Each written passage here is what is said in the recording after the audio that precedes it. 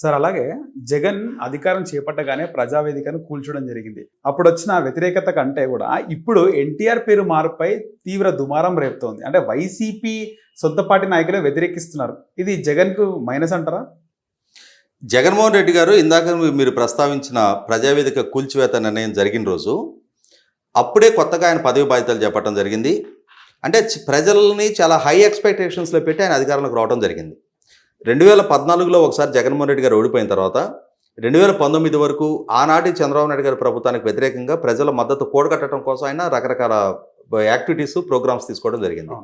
దాంట్లో ప్రధానంగా చెప్పుకుంటే దాదాపు 3400 కిలోమీటర్ల పాటు సాగించిన ఆయన పాదయాత్ర, ఆయన ఎన్నికల ప్రచార సభలు, వీటన్నిటి దృష్ట్యా ప్రజల్లో ఒక యాస్పిరేషన్స్ బిల్డప్ చేసి ఆయన అధికారంలోకి వచ్చిన తర్వాత మొట్టమొదట వారం 10 రోజుల్లోనే ప్రజావేదిక కూల్చేయడం జరిగిందనమాట. ప్రజల్లో ఏంటంటే కొంతమంది అంటే న్యూట్రల్గా ఉండి ఆలోచించే వాళ్ళకి ప్రజాధనంతో కట్టిన ఒక వేదికను కూల్చే అవసరం ఉంది. చంద్రబాబు నాయుడు గారికి ఇవ్వడానికి మీకు ఆస్కారం లేదు, ఇష్టం లేకుంటే మీరు ప్రభుత్వ అవసరాలకు వాడుకోవచ్చు, ఎందుకు దాన్ని కూల్చేయడం అని చెప్పని కొద్ది మందిలో అటువంటి భావన కలిగింది తప్ప విస్తృతంగా ప్రజల్లో అది పెద్ద చర్చగా మారలా. అయితే ఈ ఎన్టీ రామారావు గారి పేరు మార్పు దగ్గరకు వచ్చేప్పటికి ఏంటంటే 3 సంవత్సరాల 4 నెలలు పదవీ కాలం ముగిసింది. ఇప్పటికీ పరిపాలనా కాలం 3 సంవత్సరాల 4 నెలలు. ఈ సెప్టెంబర్ ఆఖరికి రేపు 30 తారీఖు వస్తే ఆయన అధికారంలోకి వచ్చి బాధ్యతలు చేపట్టి 3 సంవత్సరాల 4 నెలలు కాలం పూర్తవుతుంది.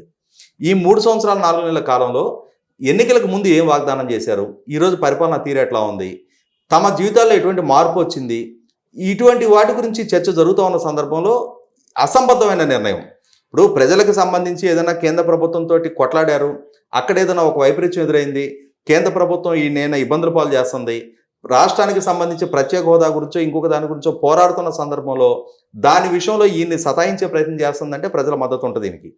అటువంటి చేయాల్సిన పోరాటాలను చేయకుండా, ప్రజలకు భవిష్యత్తు కల్పించే ఇష్యూస్ని టేకప్ చేయకుండా, ఎన్నికల ముందు చేసిన ప్రతి వాగ్దానాన్ని విస్మరించుకుంటూ వెళ్ళిపోయి కేవలం నవరత్నాలు అమలుపరచడం ఒక్కటే ప్రభుత్వ ఎజెండా అని చెప్పని మనకి వెనక ఒక యాడ్ వచ్చేది, సర్వరోగ నివారణ జిందాతిల్ ఇస్మాత్ అని చెప్పని. అంటే ఇప్పుడు ఈయన ప్రభుత్వ వైఖరి కూడా ఎట్లా ఉందంటే ప్రజలకి అన్ని సమస్యలకి పరిష్కారం నవరత్నాలు మాత్రమే అని చెప్పని చెప్పుకుంటా ఆర్థికంగా కష్టాల పాలు చేస్తా, ప్రజల మీద పన్నుల భారం మోపుతా, ఇన్ఫ్రాస్ట్రక్చర్ పరంగా రోడ్లు మొత్తం గుంతలు పడిపోయింది, ప్రజలు చాలా ఇబ్బందులు పాలవుతూ ఉండి, కరెంటు కోతలతో సతమతం అవుతూ ఉండి, కరెంటు బిల్లులు వేల రూపాయల బిల్లులు వస్తున్న దగ్గర నిత్యావసరాల ధరలు అగమగోచరంగా పెరిగిపోతూ ఉండి, రైతాంగానికి కాంప్లెక్స్ ఎరువులు మొత్తం కూడా 94% నుంచి 38% వరకు ఒక్కొక్క ఎరువు ధర పెరిగి ఉన్న పరిస్థితుల్లో కొనుగోలు ధరలు పెరగకుండా ఉండి, వ్యవసాయం ఒక సంక్షోభంగా ఉండి, నిరుద్యోగత పెరిగిపోతా ఉన్న పరిస్థితుల్లో వీటికి సమాధానం చెప్పాల్సిన దగ్గర పాల్గొడుగా ఉన్న వ్యక్తి, తాను ఒక అద్భుత భవిష్యత్తు కల్పిస్తాను, నాకు ఒక ఛాన్స్ ఇవ్వండి అని చెప్పిన అధికారం తీసుకున్న వ్యక్తి వాటి మీద దృష్టి పెట్టకుండా వాటి నుంచి దృష్టి మళ్లించడం కోసం ఇటువంటి అసంబద్ధ, అనాలోచిత, అవివేకపు చర్యలు తీసుకున్నప్పుడు ఖచ్చితంగా వ్యతిరేకత మూడగట్టుకోవాల్సి వస్తుంది. ఎప్పుడో 1998లో నామకరణం జరిగింది.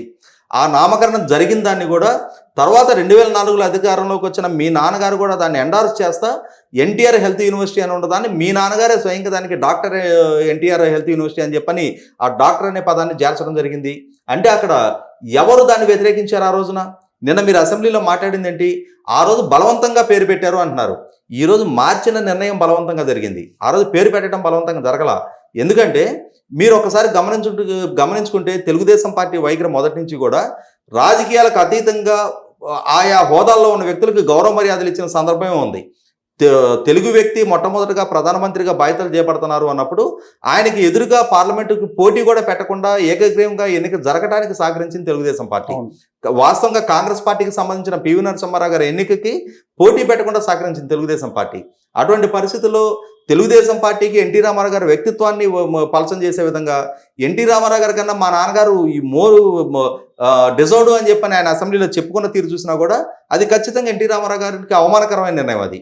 ఇటువంటి పరిస్థితుల్లోనే ప్రభుత్వ పరంగా పాలకుడిగా చేయాల్సిన పనులు కాకుండా అనవసరపు, అనాలోచిత పనులు చేస్తున్నారు కాబట్టి దాని పట్ల వ్యతిరేకత వచ్చింది. ప్రజల్లో ప్రభుత్వం పట్ల గూడు కట్టుకుంటున్న వ్యతిరేకత ఈ రూపంగా దాన్ని వ్యక్తం చేయడానికి ఆస్కారం ఏర్పడింది అనమాట. అంటే లేకుంటే రాజశేఖర రెడ్డి గారి కూతురు, జగన్మోహన్ రెడ్డి గారి తోడబుట్టిన చెల్లెలు కూడా దాన్ని ఆక్షేపించింది అని అంటే ఆయన అర్థం చేసుకోవాలి, ఎందుకు ఇంతని వర్గాల వాళ్ళు నన్ను ఆక్షేపిస్తున్నారు అని దాన్ని పునఃసమీక్షించుకోవడం కన్నా కూడా ఇప్పటికీ కూడా తన నిర్ణయాన్ని సమర్థించుకునే విధంగా ఇప్పటికీ చంద్రబాబు నాయుడు గారిని విమర్శ చేస్తున్నారు. ఇక్కడ సమస్య మీరు చంద్రబాబు నాయుడు గారి పేరు ఉంటే దాన్ని తీసేలా, మీరు తీసేసింది ఎన్టీ రామారావు గారి పేరు. రెండో పక్క మాకు ఎన్టీ రామారావు గారు అంటే అవ్యాసమైన ప్రేమ ఉంది, అభిమానం ఉంది, మాకు చాలా గౌరవ మర్యాదలు ఉన్నాయని చెప్తున్నారు. అంతటి గౌరవ మర్యాదలు ఉంటే ఇవాళ ఆయన పేరు వివాదాస్పదం చేయాల్సిన అవసరం ఉంది. ఆయన ఏ రోజు ఇటువంటి సంక్లిష్ట నిర్ణయాలు చేయలా. ఆయన తెలుగు భాషకి ప్రాధాన్యత ఇచ్చారు. ఆయన అధికారంలో కొనసాగిన అన్ని సందర్భాల్లో కూడా ఎన్టీ రామారావు గారి పేరు ఎక్కడైనా పెట్టే ప్రయత్నం కూడా ఆయన చేయలా. ఆయన ప్రతి పథకానికి ప్రతి కార్యక్రమానికి కూడా తెలుగుని యాడ్ చేసి ఎట్లా ఉండేయంటే ఆ రోజుల్లో తెలుగు గ్రామీణ క్రాంతి పథకం, ఇప్పుడు టెట్రా మిల్క్ ప్యాకెట్లు ఉన్నాయి కదా, సంగం డైరీలో మొట్టమొదటిగా టెట్రా మిల్క్ ప్యాకెట్లు ఆ మెషినరీ స్విచ్ ఆన్ చేయడానికి వచ్చారు ఎన్టీ రామారావు గారు ముఖ్యమంత్రిగా. దానికి ఆయన పెట్టిన పేరు ఏంటి అంటే తెలుగు విజయ క్షీర నిక్షిప్త పథకం. అంటే చాలా మందిగా ఆ తెలుగు పదాలు కూడా నోరు కూడా తిరిగే కాదు, తెలుగుకి అంతటి ప్రాధాన్యత ఇచ్చేవాళ్ళు. మద్రాసీలుగా దక్షిణాది మొత్తం చలామణి అవుతున్న రోజుల్లో ఆంధ్రులు మద్రాసీలు కాదు, ఆంధ్రప్రదేశ్ అనేది ఒక సపరేట్ రాష్ట్రం ఉంది, తెలుగు జాతి అనేది తమిళియన్స్ కన్నా కూడా ఎక్కువ పాపులేషన్ ఉన్న జాతి అని చెప్పని ఢిల్లీలో ఉన్న పాలకులకి ప్రపంచవ్యాప్తంగా కూడా తెలుగు జాతికి ఒక ఔన్నత్యాన్ని, తెలుగు జాతి ఆత్మగౌరవాన్ని ప్రపంచానికి చాటి చెప్పిన వ్యక్తి ఎన్టీ రామారావు గారు. అటువంటి ఎన్టీ రామారావు గారిని స్థాయి ఈరోజు తగ్గించే ప్రయత్నం మీరు చేయడం అని అంటే, వివాదాస్పదుడుగా ఆయన్ని చిత్రీకరించే ప్రయత్నం చేయడం అని అంటే మీరు చేస్తున్న వ్యవహారాల పట్ల ప్రజల్లో అటువంటి వ్యతిరేక స్పందన వస్తుంది. కాబట్టి ఈరోజు మీరే మీ పతనానికి మీరే గోతులు దూకుంటున్నట్టు అవుతుంది. ఇప్పటికైనా కూడా ఒక పాలకులుగా ఉన్నాళ్ళు ఎంతో కొంత రాజనీతిజ్ఞత చూపించాల్సిన అవసరం ఉంటుంది. ఎప్పుడూ రాజకీయాలే కాదు. కానీ ఇక్కడ జగన్మోహన్ రెడ్డి గారి దగ్గరకు వచ్చేప్పటికి అవుతుందంటే రాజనైతికత అనేది అసలు వదిలేసేసి, స్టేట్స్మెన్షిప్ అనేది వదిలేసేసి ఆయన 24 గంటలు రాజకీయ కోణంలోనే ఆలోచిస్తున్న దానికి పర్యవసానంగానే ఇప్పుడు ఈ నిర్ణయాన్ని కూడా చూడాల్సి ఉంటుంది.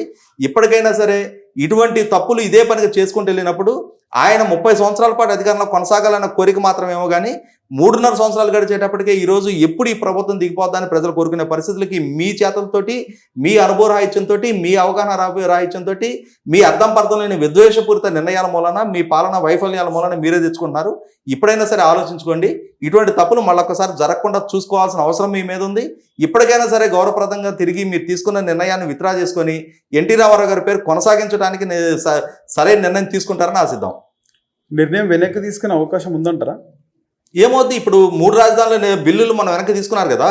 ఇప్పుడు ప్రజాభిప్రాయం వ్యతిరేకంగా ఉంది కాబట్టి ఎన్టీ రామారావు గారు ఔన్నత్యాన్ని తగ్గించే ఉద్దేశం మాకు లేదు కాబట్టి మేము నిర్ణయాన్ని ఉపసంహరించుకుంటామని చెప్పని మళ్ళీ బిల్లు పెట్టవచ్చు. దానికి ఏముంది? అది ఇప్పుడు బిల్లు పెట్టారు, అది ఇంకా గవర్నర్ దగ్గర ఇంకా ఆమోద ముద్ర పడలేదు కదా, గవర్నర్కి పంపించకుండా ఆపేసుకోవచ్చు దాన్ని.